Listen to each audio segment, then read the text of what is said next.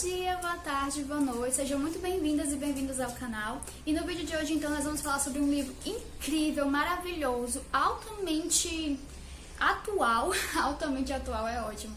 Mas enfim, um livro que é muito pertinente de ser lido nesse momento ou em qualquer outro momento da nossa história, que é o livro, então, Um Homem Bom é Difícil de Encontrar e Outras Histórias, da Flannery O'Connor. Antes de começar a resenha, vocês perceberam que eu troquei a configuração da câmera, digamos assim, né? As minhas estantes estão retas, antes elas ficavam assim meio tortas. Por que eu fiz isso? Primeiro porque eu, de fato, via muito problema dessas estantes ficarem meio tortas nos vídeos, sabe? Eu meio que tenho um certo toque, e aí eu ficava incomodada com isso, certo? Mas aí tem aqui um pequeno problema, porque assim, a janela que tem aqui em casa, ela fica de frente, ela fica aqui de lado, melhor dizendo. E aí, como vocês podem ver, um lado do meu rosto tá claro e o outro tá escuro. Justamente porque quando eu ficava assim, ó, tá vendo? Assim, a luz pega no meu rosto todo.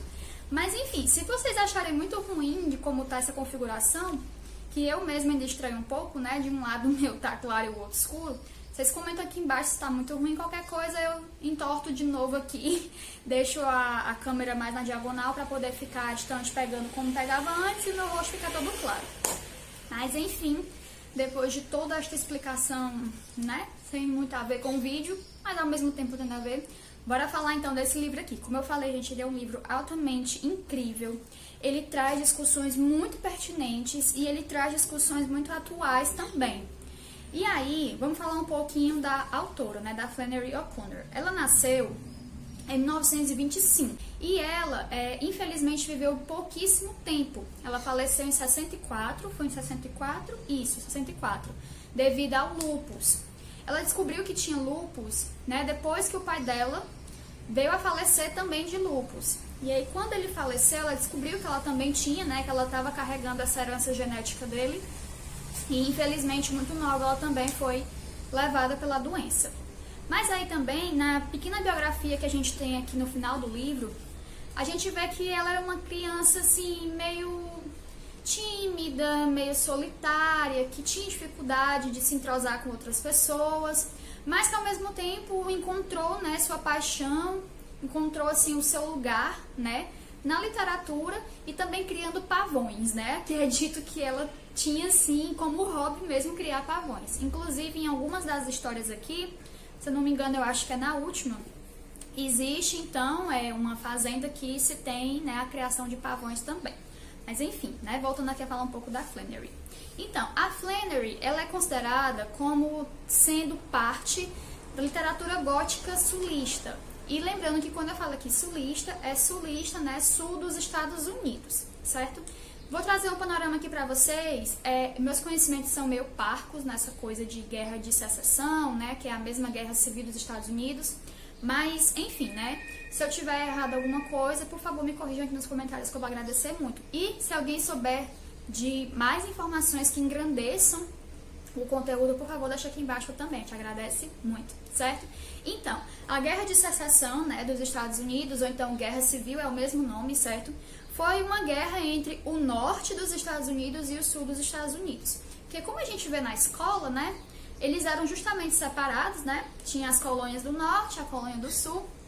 E o norte, ele não tinha um trabalho escravo, né? Ele tinha um trabalho assalariado, se eu não me engano, gente. Eu acho que o nome é esse. Mas enfim, tinha os latifúndios, né? Aquela coisa toda, voltada para o mercado interno, né? Aquilo que a gente vê na escola, que até ocorreu aqui um pouco no Brasil também, eu acho, né? Mas enfim.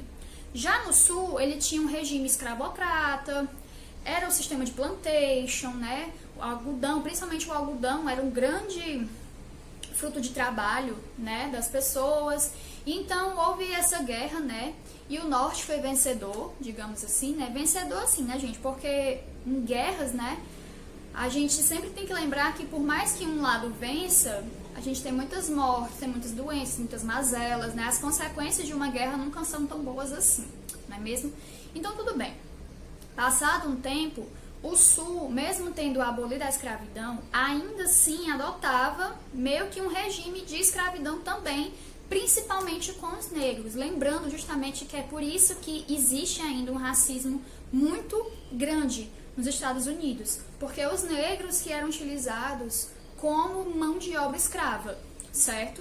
E aí, mesmo após a escravidão tendo sido abolida lá no sul dos Estados Unidos, ainda assim, muitas pessoas acabavam se vendo como escravas novamente, porque assim, eles não tinham condição de serem inseridos na sociedade, porque a própria sociedade não permitia, porque eles sofriam muito preconceito. Eles achavam que negros iriam roubar eles, e até hoje, né, gente? Vamos falar a verdade, até hoje muita gente acha isso, né? E aí, os negros não tinham a condição de justamente ascender na sociedade. A educação era muito básica, precária, se não inexistente, certo? E eles não tinham a condição de conseguirem um trabalho digno, e aí eles acabavam, então, perpetuando, né, e continuando esse trabalho escravo, só que, digamos, com outro nome, digamos assim. Não era dito que era um trabalho escravo, mas a gente sabe que é, certo? E aí, essa literatura gótica sulista, depois de todo esse panorama que eu falei, ela se caracteriza justamente como uma literatura que vem trazer o pior do ser humano, vem trazer, assim, o que tem de mais ruim, de mais amargo dentro do ser humano. Ela trata também, a literatura gótica sulista, ela trata também de um pessimismo absurdo, de que a sociedade nunca vai melhorar, nunca vai ter um passo assim de dignidade, nunca vai ascender como ser humanos mesmo, sabe? E aí ela também traz muito a questão da escravidão mesmo, né? Escravidão, entre muitas aspas, porque na época não existia mais a escravidão, mas a gente sabe que ainda assim as pessoas eram tratadas, né, como escravas, né? E aí, outra característica muito importante também da literatura gótico-sulista, começou aqui os caminhões, gente, enfim, ignore. Mas então, outra característica, como eu estava falando, é justamente as pessoas utilizarem da religião como um pano de fundo para esconder as suas mazelas, seus preconceitos, a violência que elas faziam dentro de casa ou na rua. Então, a literatura gótica sulista traz todo esse panorama. Traz muito também o medo do outro, do diferente, porque o outro, quem é o outro? É o estrangeiro, que também fala muito aqui também da xenofobia, né? Com judeus, ingleses, enfim. A gente sabe, né, que ingleses é meio ruim de se falar que existe uma xenofobia, né? Porque, enfim, a maioria são brancos, mas ainda assim existia muito esse caráter, né, de um medo do estrangeiro, da xenofobia. Porque lá no sul, principalmente no sul, ainda hoje a gente vê, né, gente, que as pessoas eram e são muito patriotas, muito nacionalistas, que somente a América é o bom, é o melhor, é o que tem de melhor para trazer para as pessoas. O de fora não presta, é horrível, ele vem dilacerar a sociedade americana. A gente tá vendo isso muito hoje com o Trump, né? Mesmo lembrando que, se eu não me engano, gente, eu posso estar errada, mas o Trump, ele vem de um estado considerado sulista, né? Então ele tem muito essa visão ainda nacionalista. E a gente vê muito no discurso deles também, né? Bom, enfim. Então, por isso esse medo do estrangeiro, né? O medo do outro tomar o seu lugar, tomar o seu emprego, roubar suas famílias, estuprar suas mulheres, enfim. Então era esse o medo do outro, né? Porque é aquela coisa, só a América é a melhor solução para os americanos. Enfim.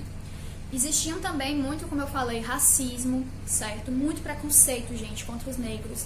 É uma coisa horrível. Então, é isso que se retrata, né? Que se vê numa literatura gótica sulista. A gente vê a podridão da sociedade. A gente vê que as pessoas não têm tanta salvação assim. Elas não são tão fofinhas como elas aparentam ser. Elas não são tão religiosas e bondosas e cristãs como elas aparentam ser e como elas falam que elas são.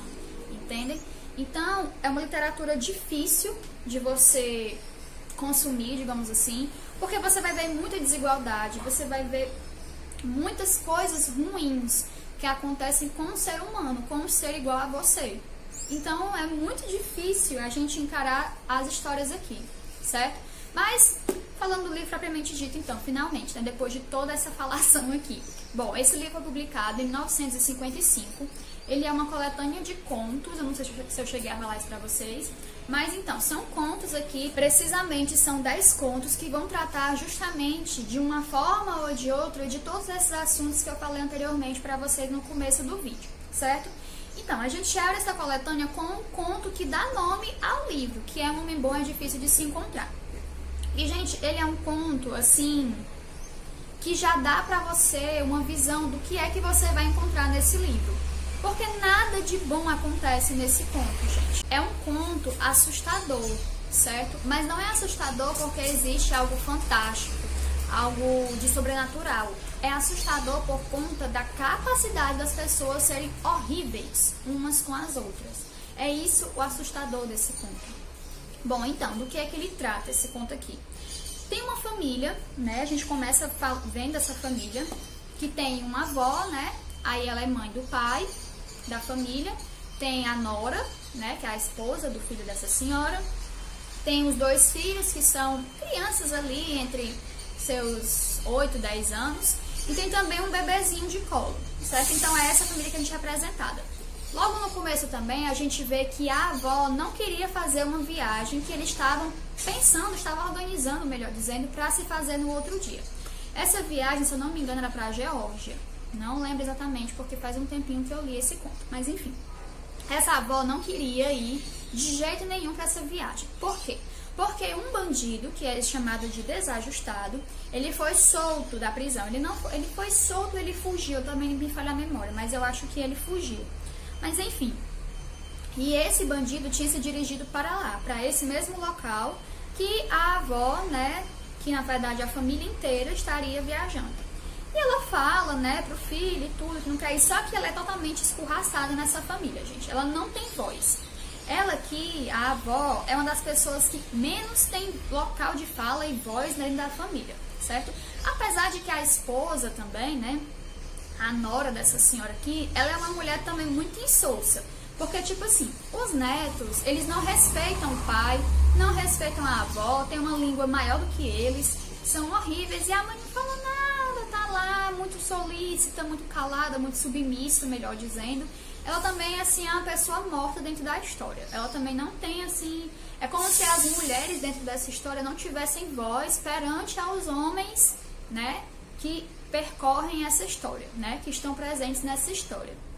Bom, enfim, de qualquer forma, mesmo com a avó não querendo, né, eles fazem a viagem, então, e aí, durante essa viagem, eles param num local para comer, abastecer e tudo, e aí eles encontram, então, o cara, dono dessa estalagem, né, desse restaurante que eles vão comer, e o cara também é horrível, trata pessimamente a mulher dele, né, a esposa dele, e ainda tem a coragem de dizer que, de fato, um homem bom é difícil de encontrar. Aí a senhora, né, a avó, que tá conversando com ele, fala, não, mas o senhor é uma pessoa maravilhosa, o senhor é muito bom, muito justo, sendo que em momentos anteriores e depois ele escorraça a mulher dele, mas ele é um homem maravilhoso, certo? Detalhe.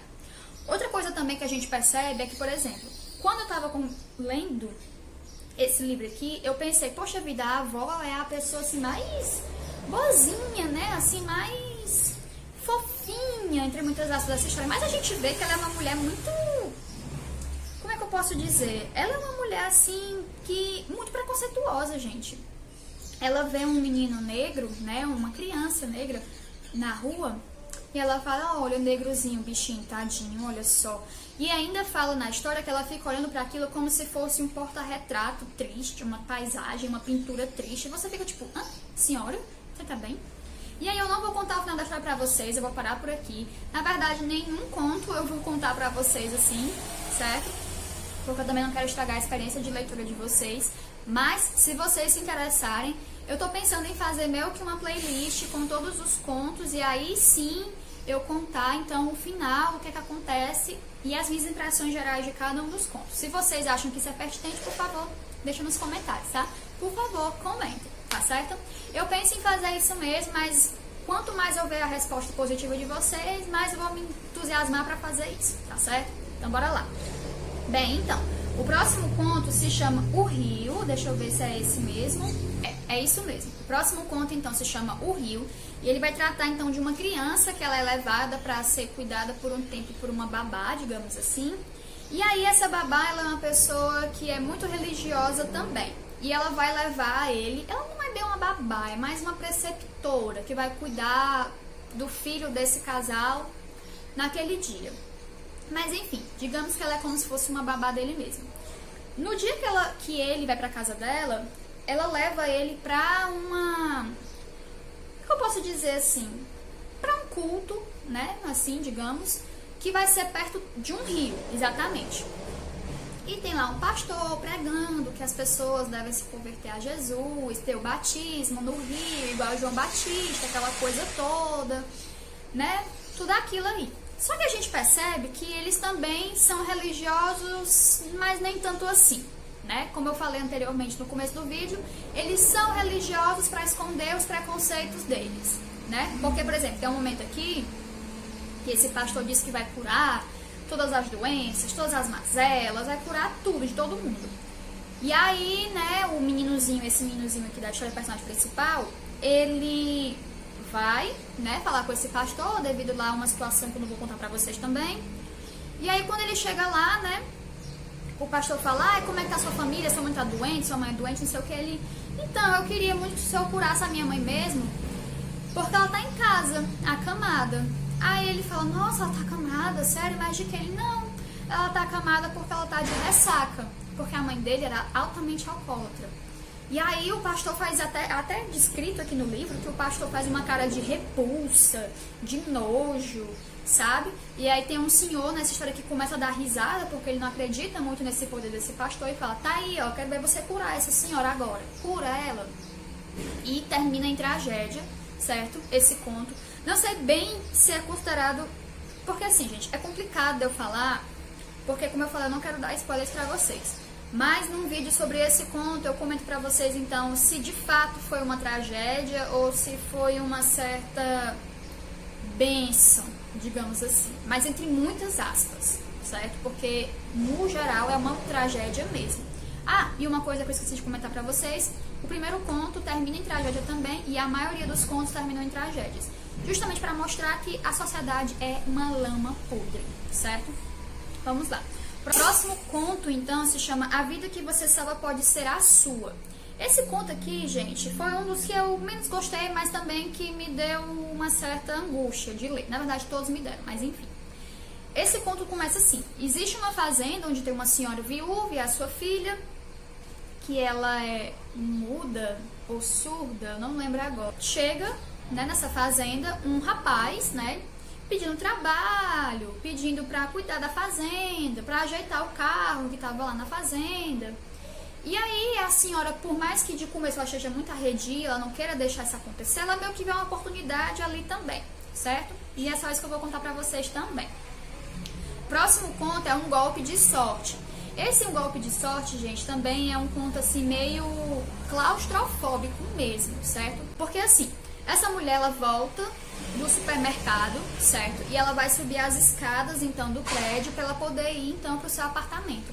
Só que é descrito aqui como escadas muito fechadas e, ao mesmo tempo, assim, espiral, sabe? E quando ela vai subindo, ela vai se sentindo muito cansada, como se ela fosse morrer, e nunca antes isso tinha acontecido, e ela fica naquela angústia de pensar a vida toda dela, e de pensar o que ela tá fazendo ali naquela casa. Então, é um conto muito claustrofóbico mesmo, como eu falei. E o final, assim, é bem interessante. Eu acho que é um dos que não tem uma tragédia no final, certo? Mas também depende muito do ponto de vista, certo? Mas na minha concepção é o que termina de forma mais... Como é que eu posso dizer? Não é feliz, também não é contente. De uma forma mais branda, pronto, é o que termina de uma forma mais branda, comparado aos outros, certo? O próximo é Um Templo do Espírito Santo. Esse foi o que eu menos gostei, eu confesso, de todos os contos, mas ainda assim é um conto muito interessante, que vai tratar sobre, na minha visão, vai tratar sobre autoaceitação e também a aceitação do outro, certo? A gente acompanha aqui, então, uma menina que ela é muito traquina, muito travessa, aquela coisa toda. Ela não respeita muito a mãe dela, não respeita muito ninguém. E aí, duas primas dela vão passar o final de semana lá. E essas primas, elas moram, estudam, né, num convento, numa escola para meninas que é dentro de um convento, algo assim do tipo. E elas também são muito traquinas, né? E aí elas ficam até frascando, né? Dizendo pra tia, que elas falam lá, eu digo pra madre que eu sou um templo do Espírito Santo, e que quando um rapaz chegar, eu vou dizer isso pra ele, não sei o que, e elas começam a dar risada, enfim. O conto é mais ou menos isso mesmo. O próximo conto é O Negro Artificial, que na minha opinião é o melhor conto que tem aqui nessa coletânea. É o melhor conto de longe, ele é o que vai mais tratar sobre o racismo, sobre a imutabilidade de certas pessoas, no sentido de que a pessoa está vivendo uma espécie de epifania, a pessoa está vivendo uma coisa que vai fazer ela mudar, está presenciando uma ação que vai fazer ela mudar de pensamento, de caráter, e ainda assim ela continua enraizada nos seus preconceitos, nas suas visões, né, as suas visões assim primitivas. Então, é um conto assim maravilhoso, mas é um conto que dá um nó no estômago da gente, que, olha, retorce a nossa alma, assim, ai gente. Por isso que eu tô dizendo que eu quero fazer um vídeo para cada um dos contos, porque vai dar meia hora cada um dos contos aqui, mas é porque eu quero comentar para vocês, então, as minhas impressões, né, o que eu aprendi desses contos, enfim, certo? O próximo conto, então, é Um Círculo no Fogo. Esse conto aqui é 3 crianças, né, 3 adolescentes muito estranhos, chegam numa fazenda onde um desses meninos, né, viveu quando era criança, enquanto o pai dele trabalhava lá nessa fazenda. E a senhora, ela é muito dada como comedida, né, como uma senhora muito religiosa, muito espirituosa, muito aquilo, mas também é uma senhora muito preconceituosa. É uma senhora assim também absolutamente horrível, nada de bonzinho no coração dela. Como a maioria dos contos que a gente fala, né, que a gente encontra aqui. O outro conto é Um Último Encontro com um Inimigo. Esse conto aqui vai tratar então de um senhorzinho. Ele meio que viveu uma mentira durante a sua vida toda. E esse senhor, ele tá meio que senil já, sabe? Na verdade não fica assim, diz no conto que ele está meio senil. Na minha cabeça ele não tá tão senil assim não, mas enfim. E aí a gente vai ver então justamente a jornada desse senhor, uma jornada assim, né, que ele vai travar uma grande guerra, digamos assim. Mas a gente vai acompanhar então esse senhor até ele se encontrar então com o seu último inimigo, certo? Que algumas pessoas, né, que eu conversei a respeito do livro, interpretaram como a morte sendo o último inimigo.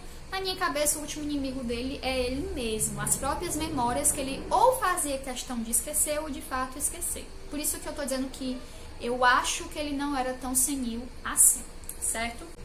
O próximo conto que a gente vai ter aqui é Gente Boa da Roça. E ele é muito parecido com aquele conto A Vida Que Você Salva Pode Ser a Sua. Que é um rapaz também que chega, né, nessa fazenda onde tem essa senhora, que é viúva, que é mãe de uma menina também. E esse rapaz, né, ele tá lá de passagem, meio que vendendo umas coisas, né, e tudo. E ele se enrabicha lá pela menina, né, pela filha da dona da fazenda, certo? Só que essa menina, ela não tem uma perna, certo? Ela perdeu uma perna, ela é manca, e aí ela usa uma perna de pau, né? Que ela acopla na coxa dela, né? Digamos assim, que ela acopla então para poder ela andar, certo? E aí, gente, esse conto é assustador, o final. É assim, terrível. É muito ruim. E é muito baixo o que o cara faz com a menina. Assim, como você percebe que tem gente ruim de toda forma possível. Sério, é horrível o que ele faz com essa menina. E a troco de nada, sabe? É só pra ter uma satisfação pessoal dele. É muito ruim, gente. Mas, enfim. E pra concluir o conto, na verdade, pra concluir o livro, a gente tem um conto Refugiado de Guerra. Que esse aqui é o primeiro, então, conto que trata sobre o outro sendo imigrante. Ao longo desses contos, né, do livro, a gente vai tendo o outro como um negro, né, como pessoas que vêm de outra fazenda, aquela coisa toda. Mas nesse conto aqui, o outro é, então, esse rapaz estrangeiro que veio da Suíça, Suécia, Dinamarca, algum país assim, certo? Eu não lembro exatamente, gente. Deixa eu dar uma olhadinha aqui, só pra não ficar, sei lá, né? Pra não ficar uma coisa meio maldita, mal explicada pra vocês. Pronto. Nada a ver com o que eu falei, gente. Ele veio da Polônia, o homem, certo? O homem era polonês, mas enfim. Então, esse polonês vai trabalhar nessa fazenda, certo? E a senhora, dona dessa fazenda, é uma pessoa também horrível, horrorosa, megera em todos os sentidos. E ela cria pavões, como eu falei pra vocês, certo? Dentro dessa fazenda, a gente tem esse imigrante que veio com a família, certo? Pra poder trabalhar nessa fazenda. E, além disso, a gente tem também outras pessoas que trabalham lá, também negros, né? E aí, gente, os próprios negros se sentem ameaçados com relação ao seu emprego com a chegada desse imigrante. Esse imigrante, tudo o que a dona dele, né? Assim, a dona da fazenda, melhor dizendo, que a dona da fazenda pede para ele fazer, ele faz com muita maestria. E os outros rapazes que trabalham lá, e a empregada também que trabalham lá nessa fazenda, ficam com muito ciúme, porque a dona lá, a megera, ela só fala bem dele, desse imigrante, né, desse polonês, e não reconhece o trabalho dos outros. Muito pelo contrário, ela fala que eles são preguiçosos, que eles não fazem nada, que eles roubam tudo dela, certo? Que aqueles que estão com ela são ainda melhores do que muitos outros que passaram, que só roubavam as vacas, o leite, o arroz, o algodão, enfim. Sendo que, tipo, o marido da empregada, que trabalha ordenhando leite na fazenda, né, na plantação e tudo, ele levanta muito cedo para fazer as coisas. Ele só dorme, só sossega quando ele termina tudo. E a dona da fazenda não percebe isso, certo? E esse conto também é assustador, gente. Ó, como eu falei pra vocês, nenhum desses contos são assustadores por ter um sobrenatural, um fantástico, uma coisa assim que a gente não compreenda, não. O horrível desses contos são justamente as pessoas que fazem parte desses contos. É muito triste a gente ver o que um ser humano faz com um seu semelhante, sabe, gente? É muito, muito ruim mesmo. A gente tem também nessa minha edição aqui alguns prefácios, certo? Em relação à autora. E aí, gente, tem uma frase aqui que fala assim, ó, que é no primeiro texto, que se encontra aqui no prefácio, certo? Que se chama Entre o Insólito e as Tragédias do Viver, a escrita de Flannery O'Connor. Tem um momento que ela fala assim, a pessoa que escreveu, né? Diz o seguinte: o tratamento ordinário desmistificado e destituído de beleza a que Connor destina suas personagens traz um vigor narrativo, incorporador nas novas possibilidades de olhares literários sobre as formas de ser e estar da branquitude americana. Por meio de uma estética inovadora, prene de realismo, mapeia-se o pensamento cristão, caipira, provinciano e branco oriundo do sul dos Estados Unidos, reverberador de um comportamento racista, nacionalista e xenofóbico herdeiro do discurso supremacista confederado. Ou seja, tudo que a gente vê aqui nessas páginas, nesses contos, a gente ainda vê reverberando até hoje na sociedade norte-americana e que perpassa para outras sociedades, como por exemplo a nossa brasileira, certo? E aqui, gente, nesses prefácios, né, porque são 2 textos que abrem essa coletânea, elas trazem coisas muito interessantes, né? A primeira, que foi essa que eu falei, foi escrita por Aja Nigeri, posso estar falando errado, vou deixar o nome aqui da pessoa, certo? E o outro texto é A Luz Gorda e o Sol, Hóstia de Sangue. Esse nome são junções, né, de frases que contêm, que na verdade estão contidos nos contos, certo? E aí ele fala muito que a Flannery, ela gosta muito de brincar com isso, da paisagem ser algo muito vivo, algo muito nítido também, né? Algo assim, quase como um personagem mesmo, que denota também até mesmo, como é que eu posso dizer, o caráter das pessoas, sabe? Tipo assim, o sertão branco, árido, né, marcado pelo sofrimento, aquela coisa toda, né? Então ele fala muito aqui nesse texto o Leonardo Frois, que escreveu esse texto intitulado A Lua Gorda e o Sol, Hoxa de Sangue, ele fala muito disso também, né? Que a Flannery, ela gosta muito de colocar essas frases de efeito, assim, né? Que mostra a paisagem muito viva, para justamente mostrar que aquilo também está em movimento e, de certa forma, em consonância com as personagens que fazem parte, né? Dessas histórias. Aí, ó, umas coisas que ele fala aqui muito interessante, ó. Exemplos assim, que aqui e ali podem ser pensados ao longo de todo o livro, são indícios reveladores de que a literatura de Flannery mantém estreita afinidade de espírito com um dos movimentos mais importantes na evolução artística do século XX, o expressionismo nórdico da Europa, cujas premissas e posturas ainda tinham consequências tardias em seu tempo de vida. De propósito, falei de quadros, formas, cores, contornos, tratamento, visão deformada, usando termos do vocabulário das artes plásticas para situar seus trabalhos na mesma linha de ânsia de expressão e procura de recursos ainda inexplorados. Muitas das imagens de nossa jovem autora, que tinha apenas 30 anos, gente, 30 anos, quando em 1955 publicou Um Homem Bom é Difícil de Encontrar e Outras Histórias, logo me faziam pensar, enquanto eu traduzia seus contos, nas grandes criações dos mestres expressionistas. A obra de Flannery, como essas, está cheia de um secreto amargor e de sofridas indagações espirituais que comumente se entrelaçam com uma discordante inclinação ao escárnio. Então é isso mesmo, gente. Esse livro aqui está repleto dessas imagens, né, como a gente falou, do grotesco, mas o grotesco das pessoas, certo? E como vocês podem ver, ó, até a produção da capa, da contracapa, né, as imagens que tem aqui dentro também, ó, como por exemplo, vou mostrar aqui pra vocês, as imagens que tem aqui dentro, que separam os contos, aqui que a gente tem também nas folhas de guarda, certo? São imagens também de artistas do expressionismo, né, a gente tem aqui até uma imagem daquele quadro famoso, o Grito, né, que tem uma pessoa assim, né. Então, aqui a gente tem muitas imagens mostrando esse grotesco, esse cultural da humanidade, né, das pessoas.